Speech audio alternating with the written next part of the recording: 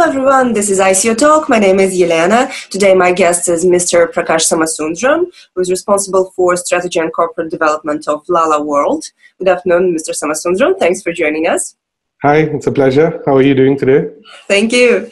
So, first of all, a few words about the project. What is LaLa World all about? Sure. So LaLa World aims to build a financial ecosystem on a blockchain for migrant workers and their families. Our founder, Sankalp, comes from a region where there are a lot of migrant workers, and he's grown up seeing the challenges that they go through. And the whole idea really is for us to build a platform that we can actually allow them to actually participate in society, be offered a whole range of financial products which they're not getting access to. Mm-hmm. So, and what are the main services that your service provides? Sure. So we're going to start the project by launching a fiat wallet in Malaysia as well as in India in November. The platform is going to be built on a blockchain, and slowly we would be introducing a whole range of products. One of the products that we're looking at is a digital identity management that will manage the various identities of the users.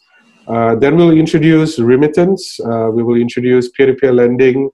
And the idea really is to also introduce crypto at the background to facilitate a lot of the financial products that we are introducing with the intent of reducing the cost of doing finance so that they would actually benefit from the platform. Mm-hmm. Okay, and what is your main difference and your main advantage over other similar projects on the market? Sure. There are a lot of projects very similar to what we're doing. I think the main difference that we aim to differentiate ourselves is the way that we are doing partnerships with various government agencies as well as stakeholders who are involved with migrant workers. For example, one of the first MOUs that we have signed is with a company based out of Malaysia. They manage 1 million migrant workers a year, and all of them will be exposed to our platform. And that is what we are actually launching in Malaysia in November.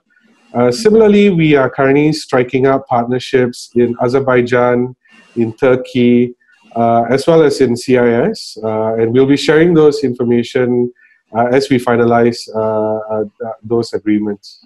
Okay, that's great. Let's now proceed to the ICO. First of all, will you tell us the soft cap and the hard cap? Sure.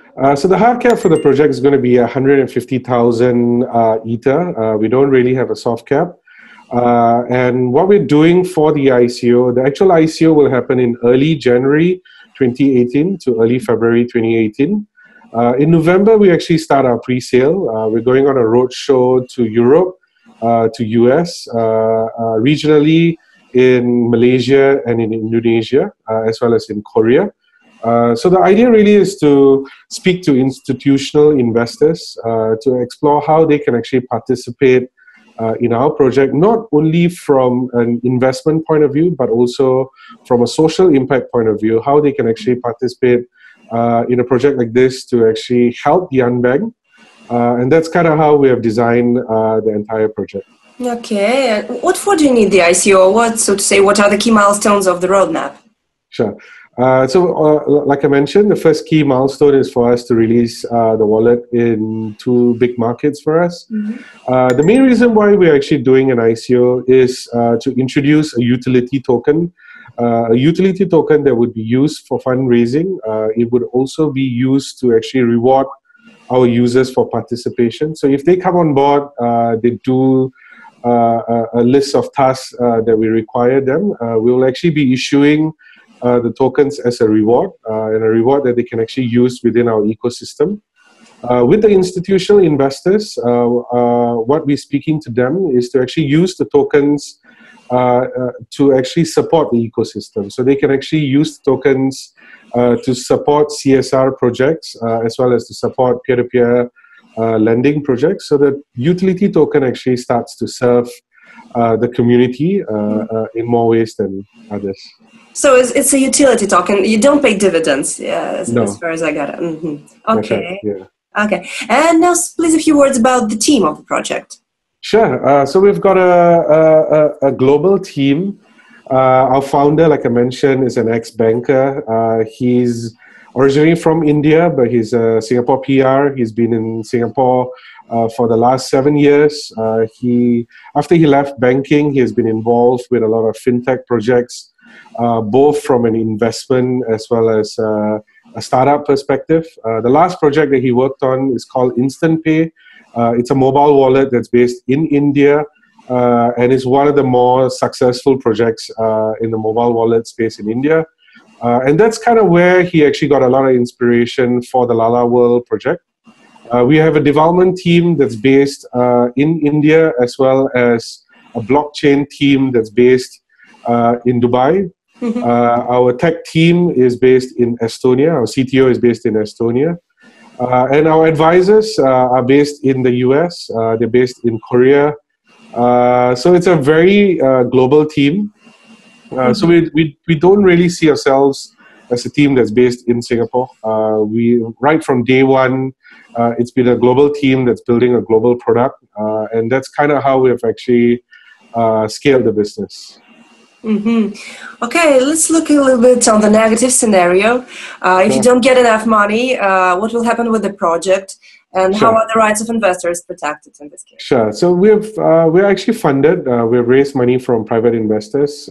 With or without the ICO, we'll still go ahead. I think the ICO is an opportunity for us to actually get more support from the community.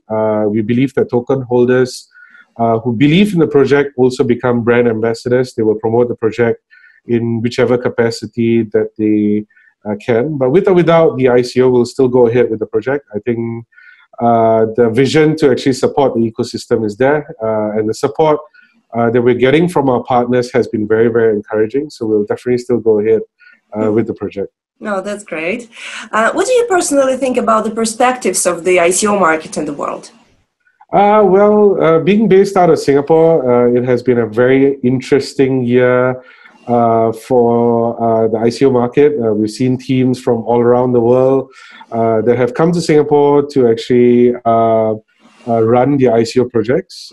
It's been a very interesting year, but our aspiration is to actually introduce the opportunity to participate in an ICO to beyond the crypto community, to actually start reaching out to a larger audience, an audience that may have read a lot of stories about ICOs, and to actually allow them to actually have a project that has a social impact, and to look at it from an investment perspective as well as the social impact that the opportunity brings. I think ICO as a mechanism is a great mechanism for startups, not just to raise money, but also to get support from the global community, to actually get the global community to be part of the project by promoting it online and sharing the good news, sharing the good work that the team is working on.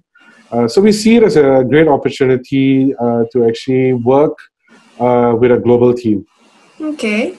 And now, just in conclusion, just in very brief, in 1 or 2 sentences, why should I invest in LaLa World? Sure.